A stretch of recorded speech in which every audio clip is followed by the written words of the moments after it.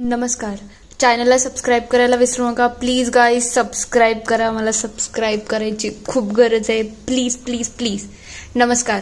इंद्रायणीच्या आजच्या भागामध्ये आपण पाहणार आहोत. इकडे इंदू खूप खुश असते तेव्हा ती अधोक्षजला माहिती, तुला माहितीये का मी कोणाला भेटली? तुला आठवतंय का तो लहानपणीचा माझा मित्र होता विठू पंढरपूरकर, तो मला आज मिळाला होता. हे ऐकल्यानंतर अधोक्षज म्हणायला लागतो, म्हणजे तू त्याला भेटली? खरंच तू किती भारी आहे ना, पण तू मला का सांगितलं नाही? तेव्हा ती म्हणते, अगं गडबडीमध्ये राहूनच गेलं म्हणून काय सांगायचं राहिलं ग. तेव्हा तो म्हणायला लागतो, असं कसं ग राहिलं? मलाही त्याच्याशी भेटायचं होतं ना. तो किती भारी आहे ना, तो किती कामं करत असतो.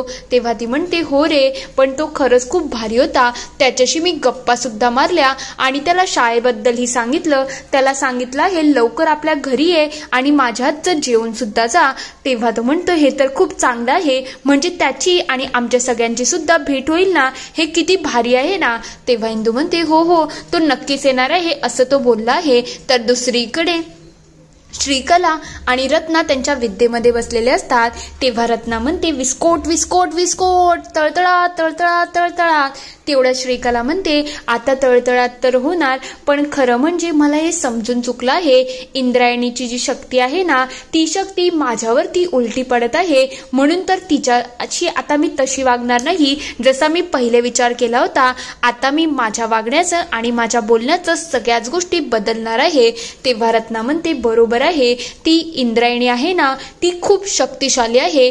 तिच्या अवतीभोवती शक्तीचं आणि भक्तीचं खूप मोठं कवच आहे. तेव्हा ती म्हणते, ते असलं तरी काय मी सोडणार नाहीये हे. यावेळेला ती जशी खोटी वागते ना, लोकांना स्वतःहून जाळ्यात ओढत असते ना, तसंच मी करणार आहे. एक एक करून प्रत्येकाला माझ्या जाळ्यात ओढेल. तेव्हा रत्ना म्हणायला लागते, अगं ती खोटं वागत नाही, ती खरीखुरी तशीच आहे आणि त्याच्याचमुळे तर तिला सगळ्यांचा सपोर्ट मिळतो. आता तुला तुझ्या वडिलांची इच्छा पूर्ण करायची आहे ना. तेव्हा ती म्हणते, ती तर मी पूर्ण केल्याशिवाय राहणारच नाही. एक एक करून दिग्रजकरांच्या मी घरामध्ये घुसतच चालली आहे. तुला माहिती आहे का, ती शकुंतला तर माझ्या ऑलमोस्ट मुठ्ठीमध्ये आली आहे. ते व्यंको महाराज आहेत ना, ते मला मुलीसारखं बघतात आणि ती नारायणी आहे ना, ती तर माझ्या मागे लट्टूच झाली आहे. आता फक्त आणि फक्त तिचा नवरा आणि तिची ती कजाक सासू आहे ना, तीच माझ्या तावडीत आली ना, तेव्हा जाऊन मला जे पाहिजे ते मिळून जाईल. ती खूप खुश झालेली असते. तर दुसरीकडे इकडे इंदू अधोक्षजला म्हणत असते, अधोक्षज तो येईल तर सही, पण तरी सुद्धा तो आल्यानंतर खूप साऱ्या गोष्टी घडतील आणि मी त्याला शाळेबद्दल सांगितलं तेव्हा तो मला स्पष्टपणे बोलला की तुम्ही मुंबईला गेले होते ना, म्हणजे आपल्याबद्दल तो इन्फॉर्मेशन सुद्धा ठेवतो. खरंच तो एवढा हुशार आहे. तेव्हा तो म्हणतो, हे तर चांगलं आहे, पण आता तो शाळेमध्ये जेव्हा येईल तेव्हा खरंच खूप मजा येईल ना, म्हणजे हे तर खरंच खूप भारी असेल ना. तेव्हा इंदू म्हणते, हो ते तर चांगलंच आहे, पण तुला माहितीये का, माझ्या मनामध्ये एक गोष्ट सुरू आहे. ते म्हणजे जर आपण आपल्या शाळेची पहिली वीट आहे ते विठू पंढरपूरकडून टाकून घेतली तर किती चांगलं होईल ना. तेव्हा इंदू म्हणते, खरंच आपण एक दुसऱ्यासाठी परफेक्ट आहोत. म्हणजे माझ्या मनामध्ये सुद्धा हीच गोष्ट होती आणि तीच गोष्ट तू आता बोलून सुद्धा दाखवली. हेच आपण करूया आणि त्याला सांगूया, पहिली वीट जर तुझ्या हस्ते पडली ना तर शाळेचं कल्याणच होईल. ते दोघं हे सगळं करून खूप खुश झालेले असतात.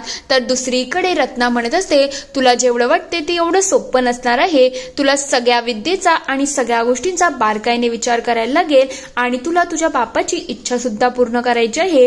तेव्हा ती म्हणते, हो ते तर मी करणारच आहे, तुम्ही काळजी करू नका. मला माहिती आहे कधी संधी साधायची आहे आणि कधी एकेकाला माझ्या मुठीत करायचं आहे. त्या गोपाळच्या मनामध्ये तर मी ऑलरेडी शिरून बसले आहे आणि बाकी सगळ्यांबद्दलही मी एक एक करून गोष्टी घुसवेन, पण तू काळजीच करू नको. मला माहिती आहे त्या इंदूवरती तिचा जाळ वेगळा करायचा आहे, म्हणजे कसं ती लोकांच्या गुडबुडमध्ये राहते ना. आता मी तिचीच गोष्ट तिच्यावरती उलटवणार आहे आणि त्याच्या हिशोबाने मी माझी संधी साधणार आहे. तू काळजीच करू नको. यावेळेला दिग्रजकरांच्या घरामध्ये घुसण्याचा मी पुरेपूर प्लॅन केला आहे आणि यावेळेला मी काय एवढं सहजासहजी हार मानणार नाही.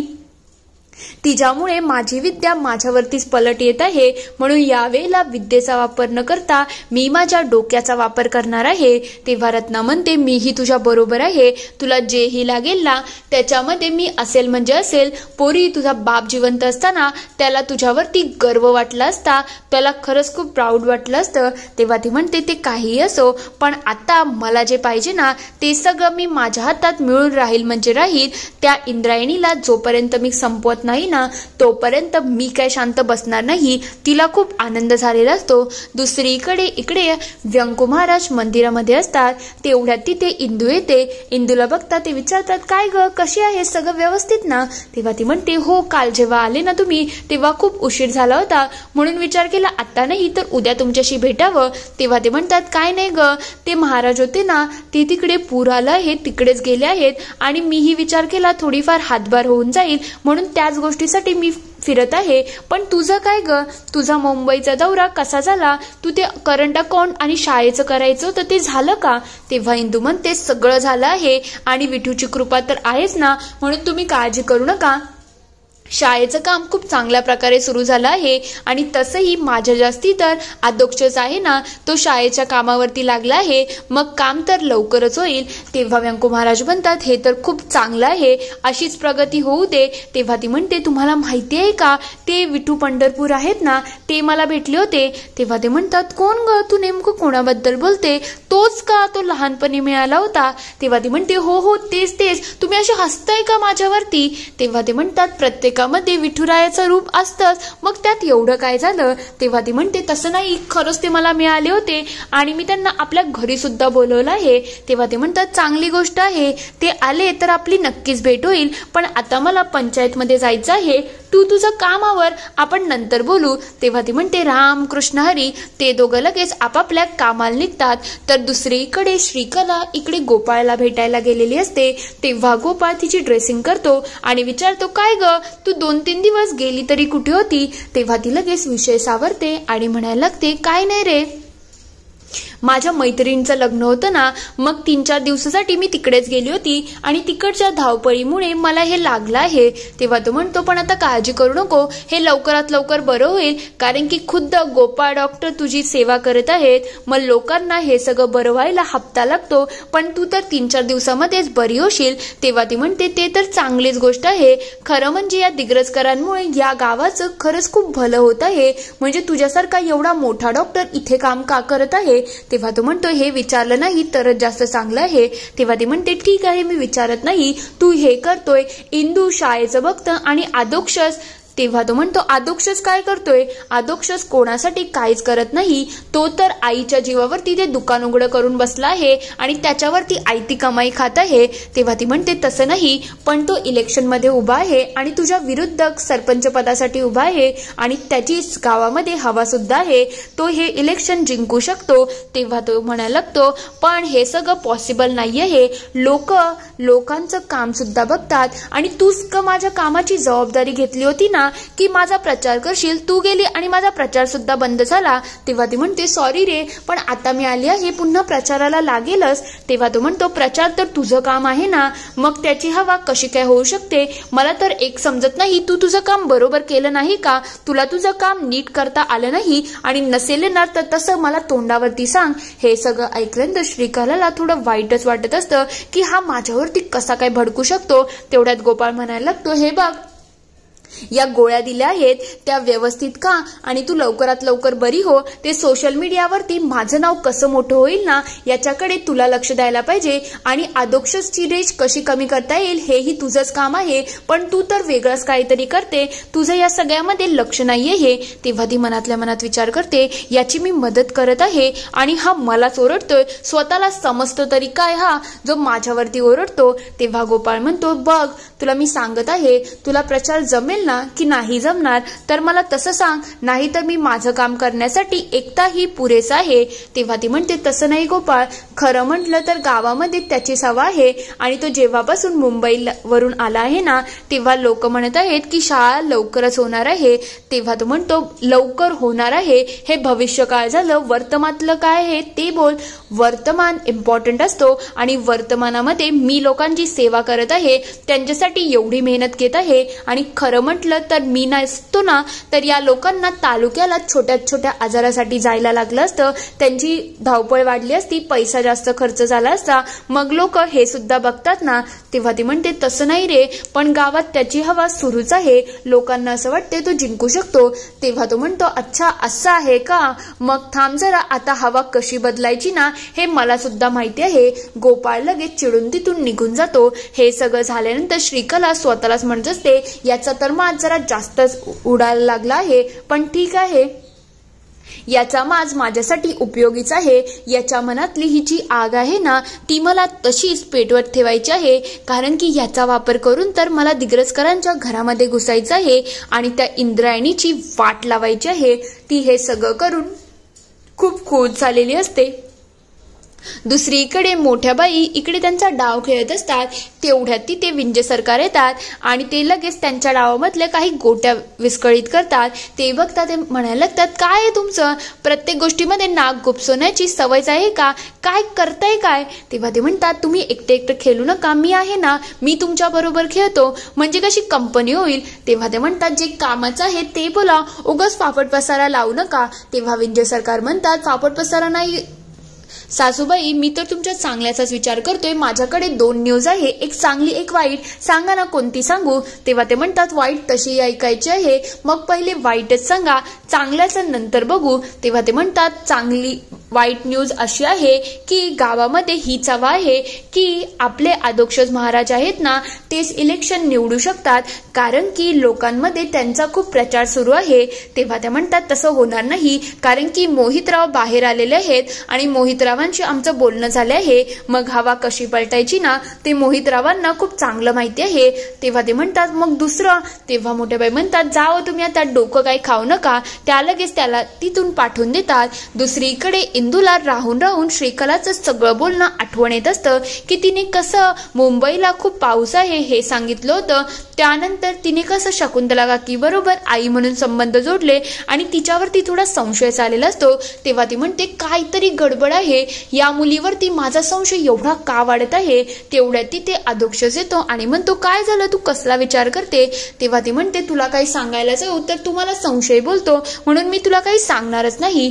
तेव्हा तो म्हणतो असं कसं, सांग की तू माझी बायको आहेस ना, तुला मला सगळं सांगायला पाहिजे, तू पहिले सांग, मला पटतं की नाही हे मी नंतर ठरवेल. तेव्हा ती म्हणते मी आता बोलता बोलता श्रीकलाला विचारलं तर तेव्हा ती म्हणाली ती मुंबईला होती आणि मला असं वाटते ती आपल्या अप्रोक्षच आपल्या मागावरती आली होती असा माझा संशय आहे.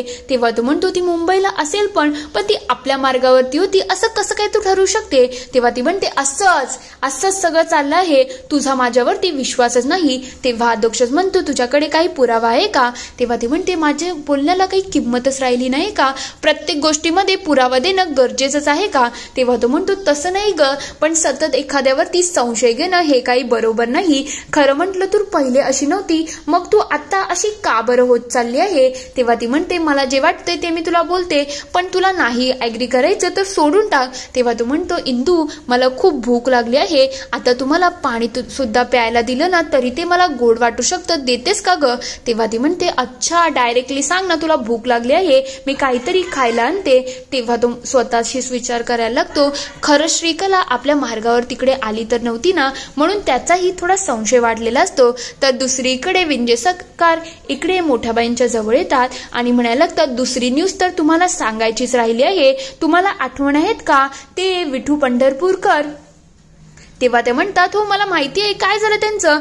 तेव्हा ते म्हणतात त्यांचा पत्ता लागला आहे. तेव्हा ते म्हणतात अरे मला असं वाटलं होतं जावई बापू तुम्ही काहीच कामाचे नाही, फक्त भुईला बहार आहात, पण तुम्ही हे काम केलं आहेत ना याच्याने मला खूप आनंद झाला आहे. मला माहिती आहे ना त्या पाठराखीनबाईची जेव्हा वेळ बनत होती तेव्हा 3 जणांच्या सह्या झाल्या होत्या ना. तेव्हा मोठ्याबाई म्हणतात हो बरोबर आहे, एक तर व्यंकट महाराज, त्यानंतर तिचा आत्तोबा आणि त्यानंतर तो विठू पंढरपूरकर, या तिघांच्या सह्या होत्या. तेव्हा तो म्हणतो हो हो, त्याला आपण किती शोधलं तो कुठे भेटत नव्हता ना, पण आता तो आपल्याला भेटला आहे. कारण की मी पाठराखीनबाई आणि अधोक्षज महाराजांना बोलताना ऐकलं की ते लोक ना आता विठू पंढरपूरकडून पहिली शाळेची वीट टाकून घेणार आहेत. म्हणजे किती मजा येईल ना, म्हणजे आपण त्याला तिथे गाठू शकतो. तेव्हा मोठ्या बाई म्हणतात, आता तर मी वाटच बघत आहे की ती इंदू आहे ती त्या शाळेची वीट कधी टाकेल आणि त्या संधीचा मी कधी फायदा करून घेईल. त्यांना खूप आनंद झालेला असतो. तर दुसरीकडे इकडे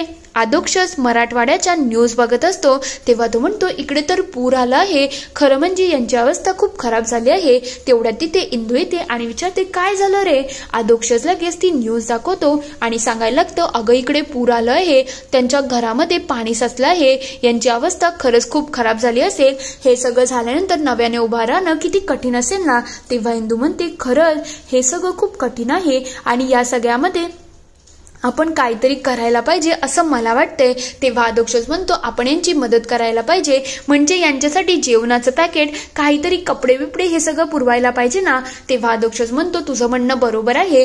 आत्ताच्या आत्ता मी त्या दोघांना कॉल करतो आणि त्यांना बोलून घेतो. इकडे इंदू विठुरायासमोर हात जोडते आणि म्हणायला लागते, पूरग्रस्त लोकांनी मदत करावी याचीसाठी त्यांना सुबुद्धी दे रे विठुराया.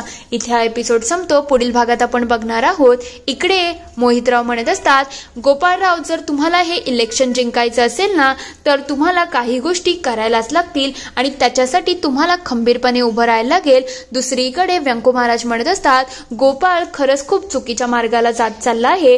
म्हणून हे इलेक्शन आहे ना ते काहीही झालं तरी अधोक्षजने जिंकायला पाहिजे. तर दुसरीकडे मोहितराव इकडे म्हणत असतात, आता काहीही झालं ना तर इलेक्शन तर गोपाळच जिंकणार आहे. हा माझा शब्द आहे. हवा पलट मीच करणार. हे सगळं ऐकल्यानंतर मोठ्या बाईंना थोडा रागच आलेला असतो. इथे हा पूर्ण एपिसोड संपतो.